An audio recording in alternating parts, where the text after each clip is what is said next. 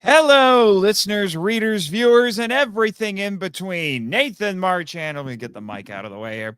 Nathan Marchand coming to you here with another reaction video. So I did the Superman 2025 reaction, and boy, has a lot happened since then that I could get into about that. There was a TV spot that was released. I thought about doing a reaction to that, but then I actually saw it. There's not a whole lot there to comment on, other than a little bit more footage of what is Corn Sweat, I think is his name. And more some footage of Corn Sweat actually flying. People think it looks weird, and I'm like, I don't really see it, so I ended up not doing that.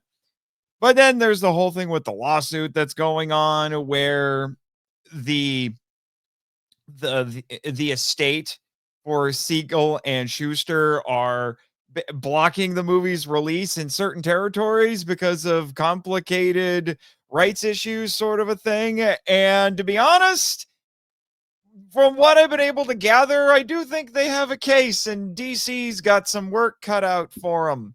Try to unravel all of that, but that's neither here nor there. I live in America, and that doesn't affect me seeing the movie.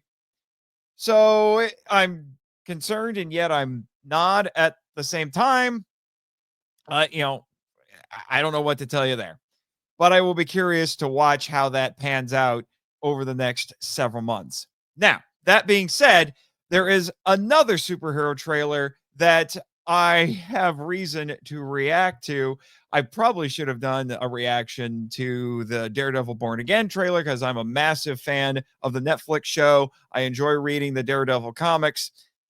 Probably should have done a reaction to that, but I'm going to be honest with you, and this is relevant to what we are about to look at today. If you haven't already looked at the title, I'm already feeling burnt by Disney Marvel. You're talking to somebody who had a perfect streak seeing MCU movies in the movie theater all the way up to Eternals. Eternals was the movie where I broke the streak finally. I saw every other MCU movie in the theater at least once before that. That's how much I was into it. How much most people were into it, because the MCU was quite the phenomenon, and I don't need to explain all of that to you. But as a lot of people have been pointing out, Marvel has been losing its way. They were losing their way in the comics for years, to be honest, before the movies started following suit. But that's a discussion for another day. And now we're seeing the unraveling of the empire. It's it's the Roman Empire, but in pulp culture. Yes, I too think about the Roman Empire every day. Is that meme too old now? I don't know. But anyway, today I'm going to be doing a reaction to the Fantastic Four First Steps trailer, which just dropped today as of this recording. Now, I am curious about this one for several reasons. One, I have seen all, unfortunately, of the previous Fantastic Four movies. All of them, in some form or another, miss the mark. It's just that some of them missed it more than others. For a quick rundown, there is the quote unquote unreleased, even though it's available through plenty of unofficial channels at this point, including being able to watch it on YouTube itself, the Roger Corman film from the early 90s. I have seen that. What hurts that one is the budget, even though I can definitely tell they're doing the best they can with the money that they have, which was only about $6 million. The acting is a little weird, particularly from Dr. Doom. That actor makes a lot of strange choices, but in a lot of ways, it's also probably the most comic book accurate, if that's important to you, and it kind of is to me. Not kind of, it is to me, especially when it comes to Dr. Doom. So that's a weird one. That is a really weird one in the pantheon of Fantastic Four movies. It's just tragic that it was really only made so that Marvel could retain rights. It was an ashcan movie. It was done just to retain the rights, and which and Marvel had no intention of releasing it, which feels deceptive to me. I don't really like that. I feel sorry for everyone who was involved with that, including Roger Corman for that matter, because I think I saw an excerpt of an interview with him once where he said this was the one movie I never released. And this is coming from a guy, like him or hate him, he never lost money on anything that he made. Not a cent. So, it's so bizarre that this is the one that he didn't even get a chance. And then there were the Tim Story movies, which were the ones that I primarily grew up with. Those are the ones that have Ian Gaffild as Reed, Chris Evans, interestingly, as the Human Torch, and Michael Chiklis as Ben Grimm, inspired casting, and Jessica Alba as Sue.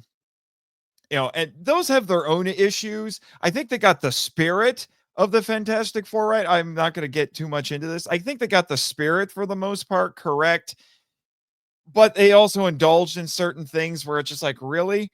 And they got Doom completely off. Actually, all the villains of both of those movies, they completely got them wrong. And as bad as Doom came out in that one, Galactus may have fared even worse in the second one.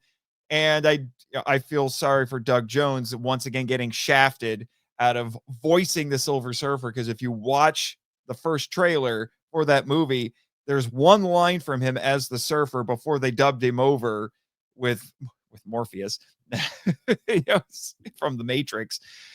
And he sounded exactly how I wanted the Surfer to sound. So I have nothing against Morpheus. His name is escaping me a little bit right now. It might come to me randomly while I'm talking. I have no problems with that. I have nothing against him, is what I should say, but I would have preferred Doug Jones. And you know what? The less said about Fan Four Stick, the better, because that was not the Fantastic Four. That wasn't anything good. It was hot garbage. One of the worst comic book movies I've ever seen. Why am I doing the mind trick move right here? I don't know. So anyway, I have been saying for a while, once it became possible for Marvel Studios to do their own Fantastic Four, that I thought they could do it better. I thought they could actually get it right, because I do think if you took the best parts of, except for Fan Four Stick, if you took the best parts of all of the previous movies and you threw them into a blender somehow, you would actually get the perfect Fantastic Four movie. So there's a lot to live up to with this. At the same time, I'm not so sure about some of the casting. I do think that, you know what, I'm just gonna look it up here so I can make sure I keep the names right. But the guy who's most famous for playing Mando on The Mandalorian as Reed, I think that's strange casting, to say the least. Wouldn't have been my first choice. That's for sure. Pedro Pascal, that's who I'm looking at. Pedro Pascal. I think that's strange casting, to say the least. And but like I said, there's a lot that that this movie's going to have to live up to. And yeah, it's confirmed here. I might get some heat for this. I'm not a big fan of gender swapping the Silver Surfer. But I guess we'll find out here in a second. The other reason I'm invested in this is not only as a comic book fan, as an MCU fan. Well, I used to be an MCU fan, more hardcore MCU fan. But besides all of that, I'm also invested in this because, in case you didn't know, I'm also a voice actor in my spare time, and I play Johnny Star, baby, on Scyther podcast Avengers the audio drama whenever they do crossovers with the Fantastic Four. So yes, I am Johnny Storm. I'm the Human Torch.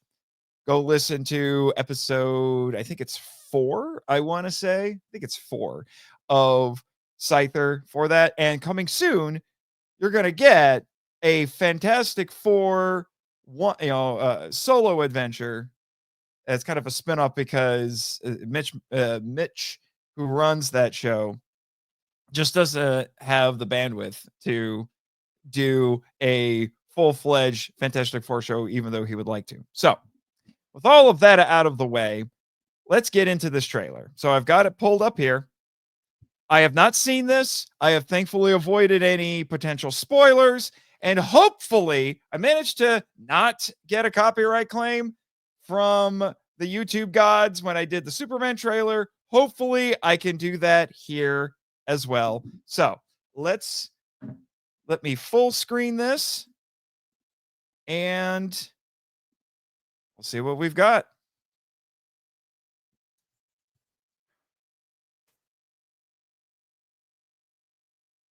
Okay. All right. Uh, who's this guy? I do like the how retro this looks. Herbie? We have Herbie? That's a deep cut. The design of the thing does look very Jack Kirby-esque. I like it. Huh. I like the tape eyes.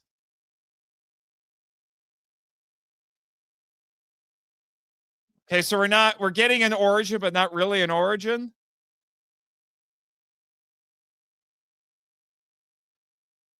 Okay. Hey, that's me, sort of.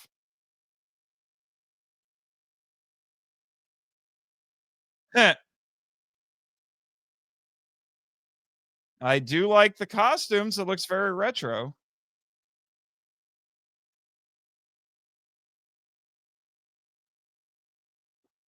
Thing masks.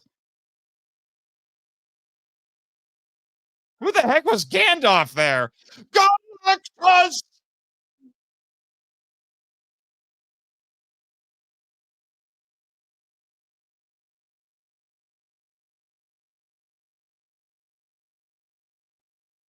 Okay, not gonna lie. I was impressed. I think they're getting this. It looks like they are attempting to get the spirit of the FF right because they're a family. And that's one of the things that people say would make this difficult supposedly for modern audiences to appreciate is the fact that they are a family because of the pervasiveness of broken families anymore. I think they're getting it. Now this is only a minute and a half, and I can't judge an entire movie by a minute and a half, but it looks like they're getting it right. Like I said, I still think it's weird Pedro Pascal is Reed, but the other 3 seem to be pretty good. I like what I'm seeing with the Thing. Like I said, that looks very Kirby inspired. And looking at the still here of these suits, I know what they're going for, and to be honest, I think out of all of them, Sue's is probably the one that looks the closest to the original comics. You know, in terms of like, getting the coloration and everything, right? I think what they're doing is they're trying to make them each look a little bit different, a little distinct. That's why Reed has the least amount of white. Although Johnny's and Ben's look very similar. I wonder if they're going with a full bodysuit for Ben just to save him some special effects. Who knows? Because I'm used to seeing the Thing shirtless, but I'm going to mute this and I'm going to kind of cycle through here and find some spots to kind of look at. Who's this guy? I wouldn't mind knowing who this guy is, but I do like the look of the Baxter building. It looks very retro. I can't remember if this is supposed to take place in the 60s, but I do like the retro feel of this, the kind of the old school retro futurism of it. Okay. Mr. Pascal looks pretty good here, I will admit. And I will say the actress for Sue here, let me double check her name. Vanessa Kirby. Interesting name considering Jack Kirby is the co-creator of the Fantastic Four. She definitely looks the part. She's definitely playing the part.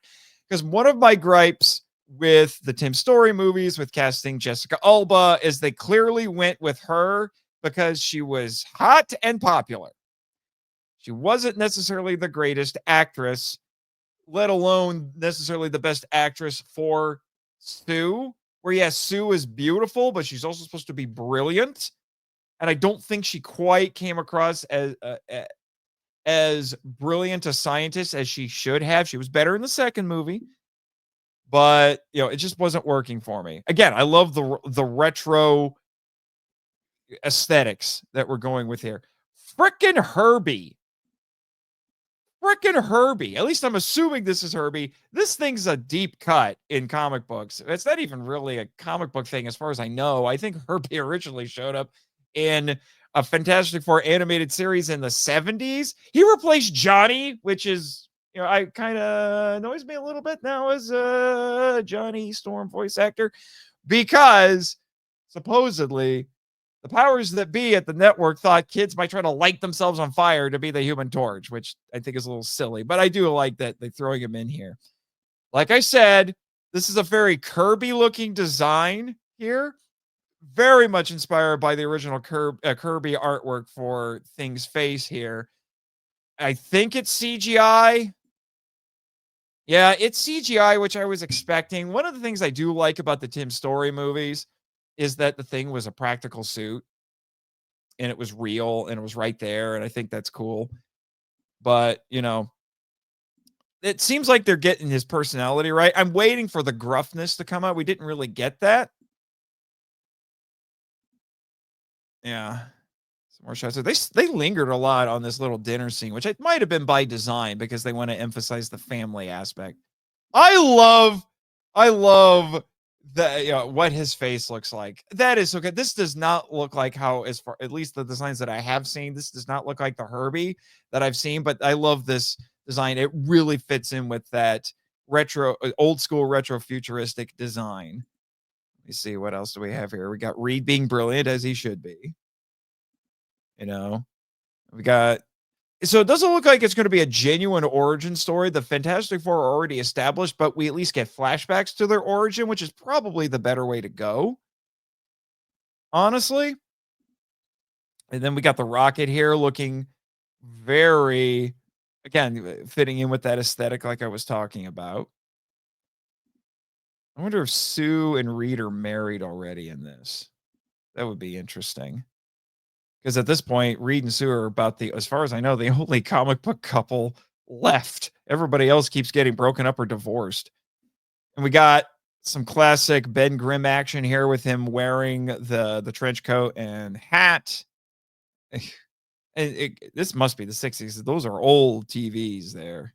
Really old TVs. Let me see. It definitely looks like they're playing into the plight of Ben Grimm, which is always a good idea. And then here's Johnny. Here, he looks better than I was expecting. I will admit. I don't know a lot about this actor, and I do think he definitely looks like the comic book version in terms of appearance. I didn't get enough of him to get a gauge on his personality, what kind of a performance we're getting here. It doesn't seem to be quite the flamboyant, kind of playboyish take we got on him from Chris Evans, which I will admit has been an influence on my performance for Scyther. This seems to be a little bit more like the comics, at least the Stan Lee era of Fantastic Four comics, where Johnny is young, he's impulsive, and all of that. He's got all that youthful energy, but he isn't quite as outrageous as he was in the Tim Story movies. But we'll wait and see on that. I don't think we saw I could be missing it. I don't think we got a glimpse of the Silver Surfer in this. Well, like I said, I'm not a big fan. Hey, Johnny, I'm still not a big fan of a female Silver Surfer. I think that's just not the biggest fan of gender swaps, period. I think it's missing the point. Let's see. Nope. Okay, here we go. We got a shot of Sue using her powers. That looks super green screen. I have to admit, not a not a big fan of how that looks, but you know, I give him credit for doing it. At least looks pretty. I like the prism effect there. Yay! Straight people kissing. I'm leaving it at that. Is this Johnny? Is this Johnny pulling a Superman right here? I could get behind that. Let me see. Is there? Okay, I can't tell. Looks like there's a smoke streak in there. I bet it is Johnny. That would be interesting. Yeah, it is Johnny because now I can actually look at him. He's falling back. So that's interesting. He flies to his absolute limits. And then we don't get a lot of our so-called villains until right here. We get hints of it. Interesting that they're jumping straight to Galactus when Galactus is kind of a big deal. And I love the car. These cars, man. These cars look great. I love this. Is this even in the MCU or is it a parallel universe or something? We got some Johnny flying and it looks pretty nice. That's the thing's running animation looks a little weird, I have to admit. Who's this guy? Who's Gandalf here? This one baffles me. I got no clue. Got nothing for that one. And then, oh my gosh, it's frickin' Galactus casting a shadow on New York. Or is it? No, is that the Space Needle? Oh, crap. So it's, I'm pretty sure that's the Space Needle, I think. Which doesn't really make sense unless they're just showing him casting a shadow in different parts of the world. Oh, no, here. Oh, I might be iffy on your decisions for what you're doing with the Silver Surfer, Marvel, but you're redeeming yourselves now. The forked helmet, proper Galactus. That's what I want. That's what I want right there. Oh, big points for you right there, Marvel. Although I'm wondering, is it wise to jump to Galactus at this point? That's my only thing that I'm concerned about. Is it too early for Galactus? And the other question is Doom going to be in this? And is he going to be Robert Downey Jr.? Even though I'm not a fan of Robert, I think here's my other hot take. I think Robert Downey Jr. as Doom, it just reeks of desperate gimmick to me, but we'll see. We will see. She really does. I think she's got it for Sue. I really do. And then we got them in their costumes here. And again, I'm not 100% sure what to think of the costumes. On one hand, I'm glad that they are embracing the aesthetics of the FF. Admittedly, they do look a little weird. Now that I stare at them a little bit more. But I think I'm okay with that. I think I can live with that. And then, did we have anything? Nope. So yeah. Now, keep in mind, trailers can be deceptive. Very deceptive. But to my surprise, I am liking what I'm seeing. And unless I get a definite reason not to, I do think I will go see this. It's going to be opening a couple weeks after Superman, which means we're going to have, I don't know if this has happened before, but we're going to have a veritable Marvel versus DC at the theater. Even if they really wanted to get bold, they would have opened both movies at the same time just to see which one does better. And we'll see. People are talking about, if Captain America Brave New World, if that is going to break the MCU, that might be a possibility. I don't know what to think of Thunderbolts, and now I'm hearing that it might not even actually be Thunderbolts. It might actually be secretly Dark Avengers, which I don't know how to think about that, where you're marketing it as Thunderbolts and then surprise, it's not Thunderbolts, it's Dark Avengers. That would be a weird tactic to use. I'm not sure what to think of that. Not to mention why. I don't know. Like I said, the MCU has just been unraveling. This, even though I am worried that Brave New World is going to be a kill shot on the MCU, I would be curious to see how well this does. I want this one to succeed, despite some misgivings that I have, which I have outlined here. So I'm cautiously optimistic, just like I am for the Superman movie. And I will go see them. And then maybe, just maybe, I will come back here to this channel since I'm trying to do more with this channel. And I'll do a little, do a review for it like I used to, back in the day when I was doing, but I digress. I was trying to do it more regularly, you know. So we'll see how this turns out. That maybe that'll be my, my live stream for the month in July is reviewing both of these movies and talking about it, in live stream form. We'll see. We'll see. But don't screw this up, Marvel. Do not screw this up. You need this. Mm. So, in the meantime, as Stan would always say, Excelsior.